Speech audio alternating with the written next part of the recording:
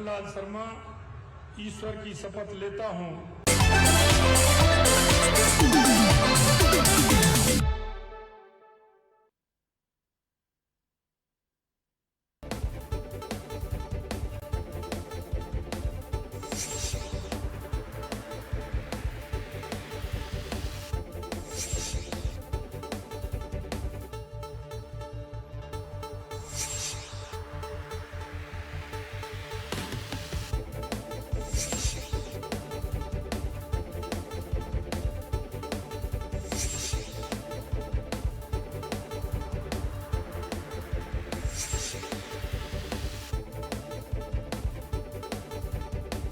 नमस्कार जंटी में स्वागत आपका। मैं हूं योगेंद्र। आप देख रहे हैं खास खबर। खास खबर में हम बात करेंगे ठीक 2 साल पहले आज ही के दिन भजनलाल के नाम की पर्ची खुली थी और वो मुख्यमंत्री बने थे। सबको पता है ये विधायक दल की बैठक में तय हुआ। 3 मुख्यमंत्री इसी तर्ज पे चुने गए थे और बीजेपी ने एक मैसेज दिया था कि जो पंक्ति है उसमें अंतिम छोर पे बैठा व्यक्ति भी मुख्यमंत्री बन सकता है। तो भजनलाल जी उस दिन सबसे पीछे थे और सबसे आगे फ्रंट में पहुंचे। खैर, लेकिन 2 साल का जो सफर उनका कैसा रहा, विकास रथ रवाना किए हैं उन्होंने ये भी कहा है कि हमने 3/4 काम जनता से जो वादे किए थे वो निपटा दिए हैं, लेकिन अगर फिर भी किसी को अगर कुछ लगता है तो उसमें सुझाव पेटिका भी है। हम बजट के माध्यम से उसे पूरा करेंगे। बेशक वो मैनिफेस्टो में है या नहीं है वो मायने नहीं रखता है, लेकिन क्योंकि जनता के प्रति हमारी जवाबदेही है इसके लिए उन्होंने बात कही है। खैर चलिए, विकास के पैरामीटर और 3/4 मुद्दे जो घोषणा की थी उनको पूरा कर लिया, इसी को लेकर के हम चर्चा करेंगे। और ये विकास रथ जनता और सरकार के बीच का माध्यम कैसे बनेंगे, तो हमारे सहयोगी अनिल सेन हमारे साथ में हैं जो इस पूरे मामले को देख रहे हैं। प्रतीक सिंह जी हमारे साथ कांग्रेस प्रवक्ता हैं, भाजपा से अटल खंडेलवाल जी हैं।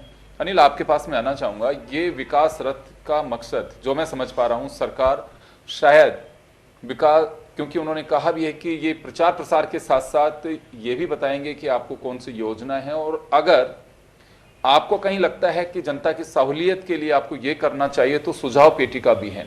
क्या इसका फिर अगर सुझाव आते हैं तो एक बजट ही एक ऐसा माध्यम बनता है कि जिसमें उसे रिफ्लेक्ट किया जा सकता है?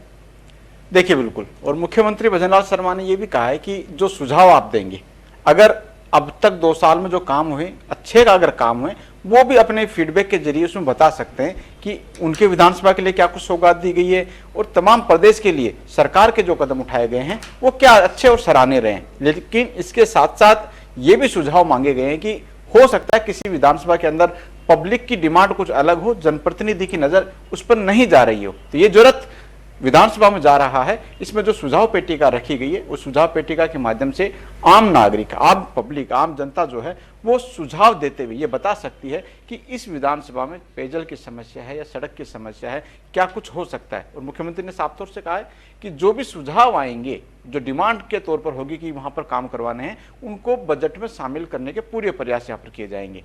मुख्यमंत्री ने कहा है कि सरकार जो है जनता की सरकार है और जनता के लिए यहाँ पर काम कर रही है। जो भी जनता डिमांड करेगी उसको कोई ना कोई फोकस यहाँ पर किया जाएगा और पारदर्शिता के साथ में काम कैसे हो सकता है, इस विजन के साथ में सरकार आगे यहाँ पर बढ़ेगी।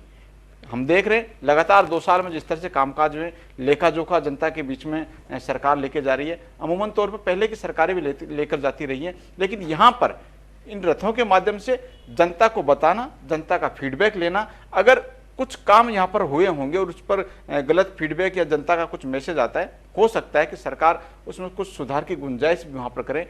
हो सकता है सुझाव सारे पॉजिटिव नहीं आते, कुछ नेगेटिव भी हो सकते हैं, तो अगर उसमें कुछ इंप्लीमेंट होता है संगठन स्तर पर, सरकार के स्तर पर, तो एक अच्छा सुझाव कहना कि पब्लिक का यहाँ पर कहा जा सकता है। सरकार की भी मंशा यहाँ पर यही है। और 2 साल की उपलब्धि हमने देखा, सरकार ने काफी कुछ उपलब्धियां गिनाई भी हैं। पेपर लीक जैसे इशू को बताया कि भ्रष्टाचारियों पर नकेल कसी गई है, मगरमच्छ भी यहाँ पर पकड़े गए हैं। आने वाले दिनों की सख्त हिदायत भी दी है कि बख्शा नहीं जाएगा अगर कोई भ्रष्टाचारी यहाँ पर। यहाँ एक सवाल होगा, ये एक तरह से ये कह सकते हैं कि सरकार अपने काम और लेखा जोखा एक तरह से सोशल ऑडिट करवा रही है इसकी। लेकिन पब्लिक का रेस्पॉन्स क्या है, ये जनता के बीच में लेखा जोखा। मुख्यमंत्री भजनलाल शर्मा ने प्रधानमंत्री नरेंद्र मोदी का उदाहरण दिया कि पीएम चाहते हैं कि जो भी काम सरकारें करें वो जनता के बीच में लेखा जोखा उसको रखना चाहिए।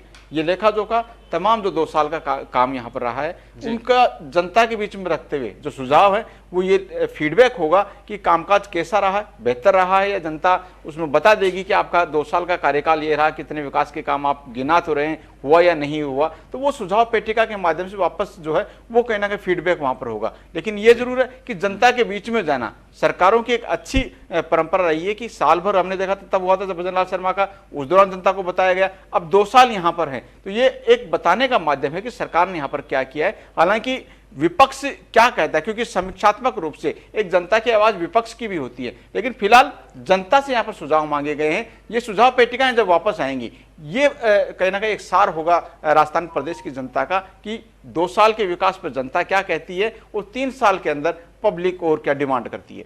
जी प्रतीक जी, आपके पास में आना चाहूंगा। गवर्नमेंट ने का दावा है, बीजेपी का भी कहना है कि हम सोशल ऑडिट में भरोसा करते हैं। अगर जनता को लगता है कि हमने जो काम किए हैं वो आधे अधूरे हैं तो जरूर सुझाव डालें और बताएं अपनी तरीके से कि हाँ ये काम नहीं हुआ है, और अगर और कुछ करवाना है, आपको लगता है कि हाँ ये काम बहुत जरूरी है, हो नहीं पा रहे हैं, तो हमने घोषणा की या नहीं की है, लेकिन क्योंकि जनता के लिए सरकार बनी है तो जनता उसमें सुझाव भी दे सकती है। तो आप कैसे देखते हैं इन रथों को, एक नई परंपरा कहें या पहले से भी ऐसा चल रहा है? योगेंद्र जी, मुझे तो ऐसा लगता है कि इनको सबसे पहले तो अपने जो काम किए हैं या नहीं किए जनता का एक सुझाव लेना चाहिए था। सबसे पहले तो ये रथ तो बाद में चलाते रहते, एक अधिकारी लेवल पे या कलेक्टर लेवल पे या और किसी लेवल पे उसका एक ऑडिट रिपोर्ट अगर आती तो वो ज़्यादा अच्छा रहता। दूसरी बात, आपको याद होगा जब अंता के अंदर चुनाव था तो मुख्यमंत्री जी ये कह रहे थे कि मेरी 2 साल की सरकार का टेस्ट है, यही कहा था।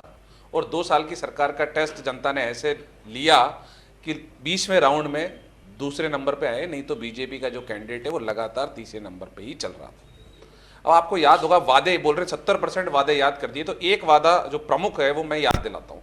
2018, 2019, फिर 2023, 2024 में लगातार प्रधानमंत्री मोदी और बीजेपी के कई नेता बोलते रहे कि ERCP को राष्ट्रीय परियोजना बना देंगे। तो क्या अभी तक बना दिए? यहाँ बड़े नाटक हुए, 3 मटके लाए गए, एक का पानी दूसरे में डाल दिया, दूसरे का तीसरे में डाल दिया, दोनों को मिला दिया।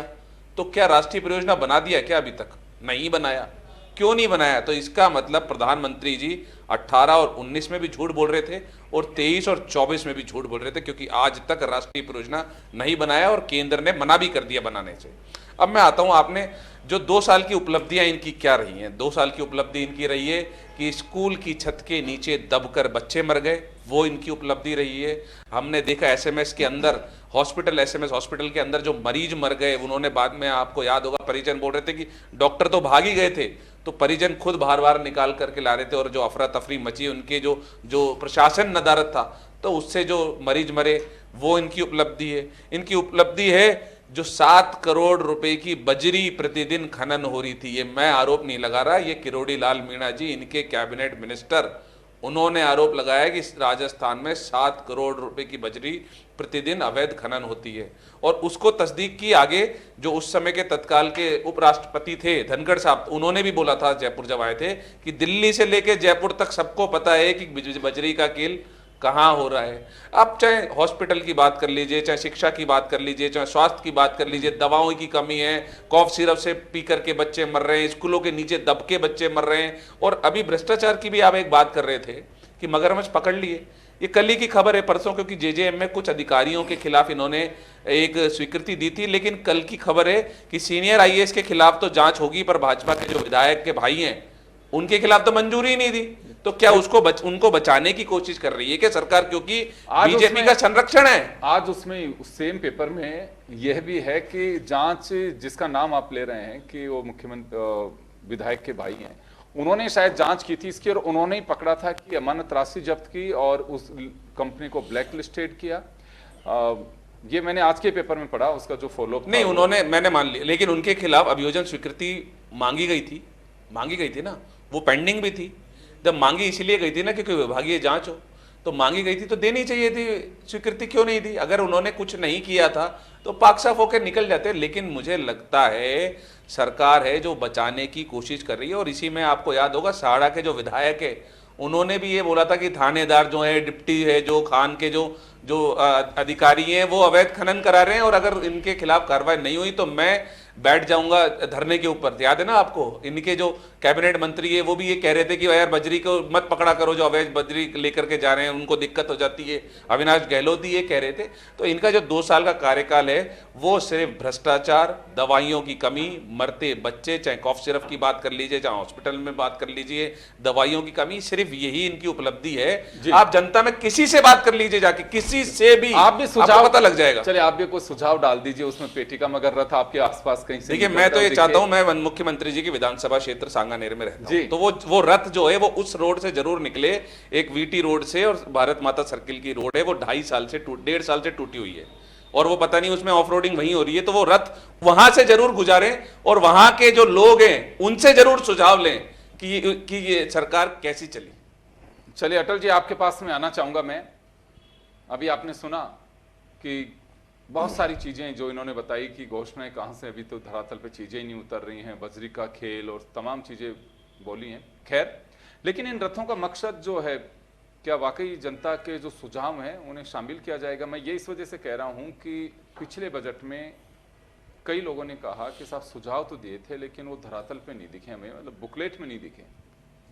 देखिए ऐसा है कि कांग्रेस का तो एक सेंटर से लेकर के और राज्यों तक ये एक हो गया कि वो आरोप लगाओ और भग जाओ, लेकिन बेसिकली देखिए ये बिल्कुल नवाचार करने वाली सरकार है और जनता के लिए, जनता के हितों के लिए। और इसी कारण माननीय मुख्यमंत्री जी ने सबसे पहले ये बोला कि भाई राइजिंग राजस्थान करते हैं और उससे एक बजट आएगा, हमारे पास फाइनेंस आएगा और फाइनेंस से बहुत सारी प्रॉब्लम्स दूर, आपको भी पता है योगेंद्र जी, होती है। ईआरसीपी आते ही उनको भागीरथ कहा गया है राजस्थान का, किस लिए कि उन्होंने 2 समझौते जो कि बहुत समय से अटके थे। ईआरसीपी देखिए टेक्निकल वजह से नहीं हो पा रहा था और उसके अंदर 4600 मिलियन क्यूबिक पानी मिल रहा था राजस्थान को अभी, और 66 करोड़, ये तो जनता का पैसा अपना ही मानते हैं ना गहलोत साहब, तो कि लगा दो क्या है 66,000 करोड़। हम माननीय मुख्यमंत्री जी ने आते ही मध्य प्रदेश के जो मुख्यमंत्री है उनके साथ बैठ करके, केंद्र के जो जल मंत्री हैं उन तीनों ने बैठ करके योजना बनाई और उसके अंदर राम सेतु जल परियोजना उसको दिया गया। उसमें 3700 मिलियन क्यूबिक पानी मिल रहा है राजस्थान को, मात्र 4,500 करोड़ रुपए राजस्थान के लग रहे हैं उसके अंदर। तो आप ही बताइए कि जब आपको इतना, एक सेकंड अटल जी, कितने पैसे लगेंगे राजस्थान? मात्र 4500 करोड़ रुपए जी, मालूम है अभी तक कितने पैसे राजस्थान को जा 4500 लाख। झूठ बोल रहे हैं क्या झूठ बोलूंगा? नहीं, एक सेकंड मैं खैर झूठ और सच का मुझे नहीं पता, मैं तो ये जानना चाह रहा हूं कि मैं मतलब आपका कहना है कि उसमें 10% पैसे देने पड़ेंगे, 10% पैसा भारत मतलब राजस्थान को और मध्य प्रदेश को देना पड़ेगा, 5% ही देना, और 90% पैसा केंद्र दे रहा है। सुनिए बिल्कुल स्पष्ट मैं आपको कर देता हूं। मैं एक चीज बता देता हूं आपको, खैर ये करना, क्योंकि मैंने ये बाकायदा आपके ही विभाग जिनके भरोसे ये योजना उनके अधिकारियों से बात की, आज तक कहीं पे भी इस बात की कोई परमिशन नहीं है कि 90-10 का पैसा इसमें खर्च होगा। मैं बता देता हूं आपको, चाहे कल ही जाके पूछ लेना या फोन कर सकते हैं, अभी कहीं पे भी नहीं है अभी तक इसका 90-10 का। इसके लिए आप बात कर लेना, मैंने आप ही के नहीं मैं बता देता हूं, बहुत सारी पुरानी परियोजनाओं और 2 दिन पहले बात की है, ये बहुत लंबी बात नहीं है, मुझे लगता है कि एक दिन में कोई बदलाव नहीं हुआ। अच्छा आप ही पूछना कि जो नदी जल परियोजनाएं और भी बहुत सारी राष्ट्रीय परियोजनाएं थी जो कि टेक्निकल वजह से राष्ट्रीय परियोजनाएं घोषित नहीं हो सकती थी, पुरानी परियोजनाओं को इसी तरीके से जोड़ा गया और उसे कंप्लीट किया गया। अटल जी आपकी बात से मैं 100% सहमत हूं कि केन बेतवा के बाद में कोई राष्ट्रीय परियोजना नहीं आई और इंटरलिंकिंग रिवर जो परियोजना है उसके अंतर्गत ही ये लिया जा रहा है, बिल्कुल लिया और उसमें 90-10 का ही रेशो है, ये भी आप पूछ लीजिए। सर मेरी बात तो सुनिए, मैं पूरे उससे कह रहा हूं, अभी तक आप पता कर लीजिएगा इसमें देखिए परमिशन नहीं आई है, मैं इस वजह से कह रहा हूं आपको। मैं इसलिए मैं देखिए आशान्वित भी कहना हूं, तो है, गजेंद्र और सिंह जी का भी बयान मैं है, आपको मुख्यमंत्री और जी का भी इसका बयान है, डेटा दे सबका दूंगा। बयान है, लेकिन अभी तक उसकी परमिशन नहीं है। ये बता, हाँ नियत साफ है, करना चाहती है सरकार, और इसके अलावा अच्छा, चारा भी नहीं है। अब एक क्योंकि और बात, पानी वेस्ट एक और जाएगा, बात उसी कि को लेके आना हमने चाहिए। बेरोजगारों के लिए बोला कि एसआईटी गठित करेंगे, की हमने। अभी तक 296 पेपर हुए जो आरपीएससी और जो राजस्थान कार्मिक बोर्ड है उस द्वारा हुए, बिल्कुल सख्ती रही, किसी तरीके का पेपर लीक नहीं रहा, जीरो टॉलरेंस रही।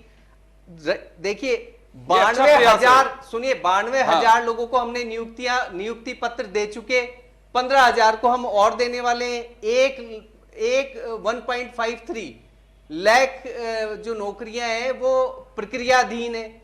हमने 4 लाख का वादा किया था। ये सारा तो डेटा योगेंद्र जी बिल्कुल स्पष्ट है ना कि नियुक्ति पत्र जिनको दे दिया वो तो नौकरियां भी करने लगे हैं। ये हमने कहा कि भाई 6 लाख प्राइवेट नौकरी देंगे, तो हम वो करेंगे, इसीलिए तो प्रवासी सम्मेलन किया। देखिए पहले साल में राइजिंग राजस्थान, दूसरे साल में प्रवासी सम्मेलन, ये रथ भी क्यों निकाल रहे हैं? वरना तो अगर वोट लेने या कांग्रेस की नीति अगले साल भी है, तो 5 अगले साल भी राइजिंग राजस्थान, हम तो ये 26 करते में भी। रहेंगे ना, क्योंकि हमें इन्वेस्टमेंट लाने हैं यहाँ पर इन्वेस्टमेंट आएगा, पैसा आएगा तो लोगों के लिए बहुत सारे काम होंगे। और आप देखिए कि बिजली की बात करें तो 22 जिलों के ग्रामीण को दिन में बिजली मिलने लग गई है। कभी कभी तो जब मैं गांव में रहता था तो बिजली दिन में और मतलब रात में भी 6 घंटे नहीं मिल पाती थी। ये हालत है, दिन की तो बात छोड़िए। तो बहुत सारी, अभी 5,000 आने के बाद में लगभग 5,933 मेगावाट बिजली हमने अधिक बनाना शुरू कर दिया है। 2027 तक हमारा मानना है कि हम ग्रामीण क्षेत्रों में दिन में भी बिजली देंगे और रात में भी बिजली देंगे। तो ये सारी योजनाएं किसके लिए? ये जनता के लिए। और आर्थिक दृष्टिकोण से हमारा जो राजस्थान सरकार है या राजस्थान प्रदेश है वो विकसित राजस्थान की श्रेणी में आएगा। तो ऊर्जा न केवल हम अपने आप को बल्कि दूसरे राज्यों को भी देंगे। अभी हमारे एमओयू जो हो रहे हैं वो भी सभी जितनी भी कंपनियां हैं उनके साथ बहुत तरीके से कि भी सस्ती बिजली राजस्थान को देनी पड़ेगी।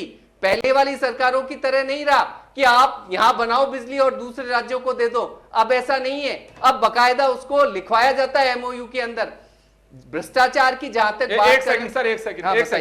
आप एनर्जी की बात कर रहे हैं, सोलर एनर्जी आप क्या करें, दूसरे राज्यों को नहीं जाएगी? वो नहीं जाएगी, लेकिन पहले एमओयू के अंदर इस तरह का कोई प्रावधान नहीं था कि जो सोलर एनर्जी से सस्ती बिजली बनती है, हाँ? सोलर एनर्जी से वो राजस्थान को दी जाए, हमें खरीदनी पड़ती थी। आज हम उसको एक फिक्स रेट में कि आपको 2.5 रुपए में या 2 रुपए 30 पैसे में या 2 रुपए 10 पैसे में हमको देनी ही पड़ेगी। इतनी पहले राजस्थान को देनी पड़ेगी, उसके बाद जो एक्स्ट्रा बने वो आप ले जाइए। अभी भी देखिए इस तरीके के एमओयू बन रहे, पहले ऐसा नहीं था, ये क्लॉज नहीं था। इसके कारण बनती तो बहुत ज्यादा है, 66,000 मेगावाट के करीब बिजली बनती है जो बाहर चली जाती है। अब एक देखिए राजस्थान इसके जो ग्रीन एनर्जी है, सोलर एनर्जी का बड़ा प्रदेश है और राजस्थान के अंदर संभावना करीब 1.44 लाख मेगावाट बिजली बनाने की क्षमता है। हम उस पर काम भी कर रहे हैं। ये सारी चीजें देखिए हमारे उसमें यमुना जल समझौता हमने किया, उससे शेखावाटी इलाके की डिस्ट्रिक्ट से उसको पानी देने का काम आएगा। जल जीवन मिशन में जो भ्रष्टाचार है देखिए उसमें हम पिछड़े हैं। मैं यहां भी बता देता हूं आपको, हमारी उपलब्धि भी बता रहा हूं, तो हमारी इस जगह पे हम पिछड़े, लेकिन उसका कारण भ्रष्टाचार था। भ्रष्टाचार के वो लोग थे जिन्होंने हर जगह पाइपों से लेकर के, आप चाहे सरकारी व्यक्ति हो चाहे मंत्री हो संतरी हो, सब उसमें अटके पड़े थे। जेईएन एईएन उनकी सबकी समीक्षा की जानी थी, उनका देखा जाना था। एसीबी के जो डीजी थे बीएल सोनी साहब, वो कहते थे कि हमारे हाथ बंधे रहते थे। अब देखिए जा रहे हैं ना मंत्री अंदर, और अभी भी देखिए कितने और जाएंगे। मंत्री कौन सा गए अंदर? तो महेश जोशी जी क्या थे? मंत्री क्या थे? कौन सा मंत्री? तो मैं यही बोल रहा हूं, और मैं ये पूछ रहा हूं कि इनकी भाजपा, एक बात बताइए, गहलोत साहब ने बहुत सारे, जब वसुंधरा राजे जी की सरकार थी तो भ्रष्टाचार के बहुत सारे आरोप लगाए थे ना। 5 साल सरकार रही, किसी एक भी व्यक्ति है जिसपे कि आरोप इन्होंने पकड़ा भी और सिद्ध भी हुए? एक भी व्यक्ति? कर्नाटका में ले लो, तेलंगाना में ले लो, देखो, हिमाचल में ले लो, सुनिए, सुनिए। आरोप लगाते हैं और पकड़े भी कांग्रेस ही जाते हैं। आ रहा हूं आपके पास में। देखिए, भ्रष्टाचार बहुत फ्रेंडली है राजस्थान में, क्या दुनिया में भी और भारत में भी। मैं बता देता हूं आपको, घनश्याम तिवारी साहब ने वसुंधरा जी के बंगले को लेकर के सवाल उठाया था, वसुंधरा जी के टाइम की बात बता रहा हूं। तो ये देखिए, कई परिस्थितियां ऐसी हैं राजनीति में जिनको भ्रष्टाचार की बेल पे, तो मुझे लगता है कि क्या अवसर किसका बैठ जाए। 2% कुछ हल होते हैं जिसमें 98% की हम वाहवाही लूट लेते हैं। सभी पार्टियों में यही हाल है। बहुत फ्रेंडली है भ्रष्टाचार, तो उसमें कहीं कोई बात नहीं। मैं प्रतीक जी आपके पास में आना चाहूंगा। सरकार मुझे लगता है कि 3 साल में वो उपलब्धि हासिल करेगी, पहली बार आजाद भारत में, कि कोई पेंडेंसी नहीं छोड़ेगी, जो मैं मान पा रहा हूं, क्योंकि 3/4 काम हो गए, 25% बचे हैं। वो भी अगर आपको सुझाव देगा तो सरकार देगा, अगर घर पे ही कोई बैठा रहेगा तो सरकार को थोड़ी पता लगेगा कि क्या हो रहा है आपके। देखिए, जैसे अटल जी कह रहे हैं 22 जिलों में दिन और रात में बिजली आप स्विच ऑन करना है, बस वो तो आप ही को करना पड़ेगा। और पेपर लीक नहीं हो रहे हैं, इतना सारा काम हो रहा है। तो 3 साल बाद में भजन लाल सिर्फ ये पूछने के लिए जाएंगे पब्लिक के बीच में कि और तो कुछ नहीं बचा है। देखिए, इसको तो सराहना करनी चाहिए आपको। योगेंद्र जी, जो अभी अटल जी ने बहुत सारी बातें की, उसका पॉइंट वाइज जवाब दे देता हूँ। इन्होंने सबसे पहले बात की थी राइजिंग राजस्थान की, कि पैसा होगा तो काम करेंगे। बिल्कुल थोड़ा शॉर्ट में, क्योंकि टाइम कम है। बिल्कुल सही बात है कि राइजिंग राजस्थान इन्होंने किया, तो हुआ क्या उससे कुछ नहीं हुआ। हल्ला मचाया था राजस्थान पे कर्जा है। मैं आपको बताया था, राजकोषीय घाटा जो 24-25 का था वो तो 70,000 करोड़ था, और अब 25-26 के अंदर जो अनुमानित है वो 84,000 करोड़ का है। मतलब पिछले साल तो कर्जा लिया था 70,000 करोड़ का, और इस साल कर्जा जो अनुमानित ले रहे हैं वो 84,000 करोड़ का कर्जा लेंगे, और राजस्थान पे 7.25 लाख करोड़ का कर्जा हो जाएगा। तो ये जो कह रहे हैं ना कि राइजिंग राजस्थान से पैसा आ रहा है, वो पैसा अगर आ रहा होता तो कर्जा लेने की जरूरत नहीं पड़ती। दूसरी बात इन्होंने कही थी कि ईआरसीपी का पानी आ रहा है। मेरे पास खबर है, केंद्र ने मना कर दिया। अभी सवाल लगा था अभी इस विंटर सेशन में ही, तो केंद्र सरकार ने मना कर दिया कि इसको हमने राष्ट्रीय परियोजना नहीं बनाएंगे, और नदी जोड़ो किसी परियोजना को राष्ट्रीय परियोजना नहीं बनाया जाएगा। और जो 90 और 10 की जो बात है वो सिर्फ तभी होगा जब राष्ट्रीय परियोजना बनाया जाता है। ये मैं आपको चुनौती के साथ बताता हूं, और आप जो केंद्र सरकार की पूरी पॉलिसी है वो खोल के पढ़ लीजिएगा। तीसरी बात इन्होंने करी पेपर लीक की। पेपर लीक बोल रहे थे, पेपर लीक नहीं हुआ। कितने गिनाऊं? अलवर में एनसीसी का सी ग्रेड का पेपर लीक हुआ, शेखावटी यूनिवर्सिटी का पेपर लीक हुआ, भरतपुर, जोधपुर और बाड़मेर में नीट का पेपर लीक हुआ, नेशनल सीड कॉर्पोरेशन का पेपर लीक हुआ, जिसके अंदर जो लैब है उसके अंदर माना गया कि पेपर लीक हुआ था। उसके बाद में मैं आ जाता हूं, RUHS का पेपर लीक हुआ। उसके बाद में जोधपुर के खेतेश्वर में 2nd ग्रेड का जो पेपर था उसका लिफाफा खुला हुआ मिला। बच्चों ने हल्ला मचाया कि पेपर लीक हो गया, लेकिन उसकी जांच आज तक नहीं कराई। अब जांच नहीं कराएंगे तो बोलते रहिए पेपर लीक नहीं हुआ, जनता को तो पता लग रहा है। उसके बाद में इन्होंने बोला कि 300 पेपर कराए। 300 कराए थे ना अटल जी? कितने पेपर? 296 कराए। और बोलने तो दीजिए, अब आगे मैं तो पूछ रहा था। 296 पेपर इन्होंने कराए और 92,000 इन्होंने नियुक्ति करी। तो आप उसका एवरेज लगा लीजिए कि एक पेपर में मात्र 300 लोगों की नियुक्ति हुई है।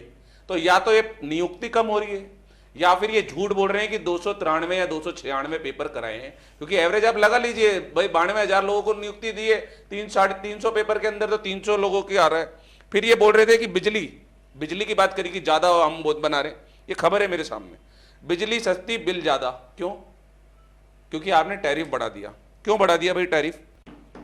जब आपके पास बिजली है, उपभोक्ताओं पर बढ़ता जा रहा सरचार्ज का बोझ। राजस्व शाखा के अफसर चुप। और राजस्थान में महंगी बिजली से उद्योग परेशान, बड़े सरचार्ज से जीएसटी राहत भी हुई बेअसर। ये कह रहे हैं बिजली की कमी है, पता नहीं क्या क्या। और जिस एसीबी के जो बात कर रहे थे BL सोनी, वो तो इन्हीं के कार्यकर्ता हैं, इन्हीं का झंडा लेकर के चल रहे हैं। उनके कहने की वैल्यू क्या है? और आप अगर अभी जल जीवन मिशन की बात कर रहे थे, मैं बोला वो मुख्यमंत्री, वो जो बीजेपी के विधायक हैं, उनके भाई के खिलाफ क्यों नहीं दी? और जो बाकी के अफसर थे उनके खिलाफ 2 साल से क्यों रख रखी थी अभियोजन स्वीकृति? आपको अगर योगेंद्र जी पता हो तो अभी तक भी जांच चल रही है। जांच में अभी तक चार्जशीट पेश नहीं हुई है कोर्ट के अंदर। 2 साल हो गए, और इसी बिहाव पे उनको जमानत भी मिली है।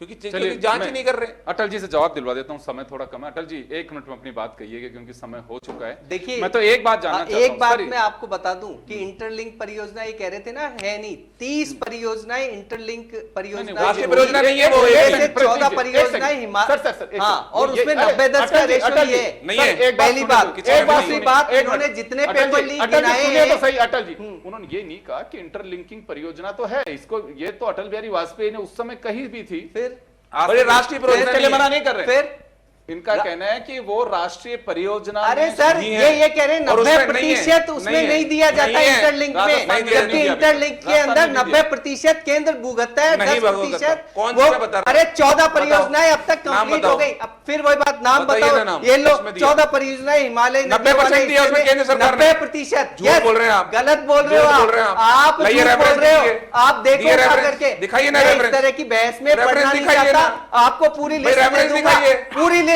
की इतना बजट रेफरेंस था, दिखाइए इतना ना। राज्य का लगा, इतना केंद्र का घर लगा। पे आप टाइप लगा के मत यही लाइए, तो रेफरेंस बोला, बताइए क्या ना कर गए? जनता को। बता तो रहा हूँ। रेफरेंस अरे बताइए। आपको हिमालय नदियों से, रेफरेंस। हिमाचल के अंदर हुई, वहां पर 90% कर्नाटका केंद्र के दिया, तो अंदर, रेफरेंस बताइए अरे ना। मैं बोल तो रहा हूँ आपको, बताइए क्या ना। रेफरेंस बताऊंगा? कि आप 90% गलत केंद्र बोल रहे हो, दिया। आप यहाँ पर बैठ करके झूठे 90% डेटा देते हो। आप दे इंटरलिंक रहे हैं। अच्छा एक बताइए मिनट, रेफरेंस। आप बताओ इंटरलिंक, रेफरेंस। आप बताओ, चलो आप मैं उल्टा रेफरेंस पूछता बताइए हूँ ना। इसी सवाल को। नहीं दिया। आप रेफरेंस बताओ बताइए ना। इंटरलिंक परियोजना कितनी पूरी हुई, एक का भी नाम बता मैं दो, आपसे तो पूछ रहा मैं हूं कि यहीं उसमें पर 90% एक का भी नाम नहीं 90% बता पाओगे। बताइए। और कितना प्रतिशत अरे दिया अभी केंद्र 90% ने, बताइए, कितना आप क्या किया प्रतिशत उसका? राज्य ने दिया? अरे 90% मैं दिया तो क्या? बोल रहा हूँ दिया। ना आपको, रेफरेंस बताइए। कि मैं बोल तो बताइए रहा हूँ, रेफरेंस। रेफरेंस क्या, हाँ, मैं तो कह रहा हूँ बताइए। 30 इंटरलिंक परियोजना अरे रेफरेंस बताइए, आप कहने से थोड़ी मान लेंगे। जा रही है। रेफरेंस अरे बताइए। मैं तो बता तो रहा हूँ, बताइए। और क्या बताऊंगा? बताइए रेफरेंस। नहीं नहीं, आप बताइए कुछ रेफरेंस। भी नहीं जान रहे रेफरेंस और बताइए। केवल बहस करने आ रहे रेफरेंस हो। बताइए। आप गलत तरीके से तथ्य रेफरेंस रखते हो, बताइए। डेटा रखते हो और रेफरेंस बताइए। जितते और हो। रेफरेंस बताइए। मैं यही बोल रहा हूँ, जितते और बताइए हो। रेफरेंस। गलत तरीके बताइए से रेफरेंस। डेटा और जितना, ये अच्छी अरे बात रेफरेंस नहीं है। बताइए ना। आप बता दो, दिखाइए। चलिए मैं बोल रहा हूँ, आप बताओ क्या? एक का भी नाम मैं तो बता कह रहा हूं दो। नहीं देते। एक का आप बोल रहे हो देते अरे हैं, और कितना दिया है। देते हैं? चलो ये दिया बताओ है। कि आप बोल रहे इंटरलिंक हो में देते हैं। कितना देते हैं, किस परियोजना में? अरे कितना दिया, रेफरेंस कंप्लीट बताओ एक ना। भी नहीं हुई, रेफरेंस एक बताइए। भी कंप्लीट नहीं हुई अरे क्या? रेफरेंस बताइए। अरे कंप्लीट हुई तो रेफरेंस एक का बताइए। नाम बता दो, आप आपको रेफरेंस कुछ नहीं बताइए ना। पता। आप रेफरेंस बताइए। नहीं पता आपको, रेफरेंस बताइए। मैं यही कोई बोल बात रहा नहीं, हूँ। इसमें रेफरेंस बताइए ना। आपको दोबारा नहीं, फिर इधर उधर मैं इधर तो भाग लिस्ट जाएंगे। बोल दूंगा, रेफरेंस मैं तो बताइए। लिस्ट दे बताइए। दूंगा। दो मैं बोल दिखाओ, तो रहा टीवी हूँ की कि तरफ दे दिखा दो। दूंगा। दिखाइए। योगेंद्र जी को टीवी की बकायदा तरफ दिखा लिस्ट, दीजिए। और अटल जी, उसमें अटल केंद्र जी, और अटल जी। राज्य दोनों कैमरे की का तरफ दिखा दीजिए है तो। वो भी, अटल जी, अटल और जी। बोल तो रहा हूँ, अटल आप जी, इतना अटल जी, विश्वास तो रखो। प्रत्येक जी, अटल जी सुनिए, इंटरलिंकिंग रिवर योजना है सरकार की, केंद्र की, इसमें कहीं कोई संदेह नहीं है, बिल्कुल है, और कई जगह पे जोड़ा भी जाता है। आप लोगों के आपसी उलझन है कि 90 और 10 के रेशो को लेकर के, वो है कि नहीं है। कुछ परियोजनाओं के अंदर सरकार ने लिया, लेकिन अब केन बेतवा के बाद में राष्ट्रीय परियोजना, किसी भी परियोजना को अभी तक घोषित नहीं किया सरकार ने। दो चीजें हैं जो मुझे लगता है कि सरकारें अपनी अपनी बात कहती होंगी।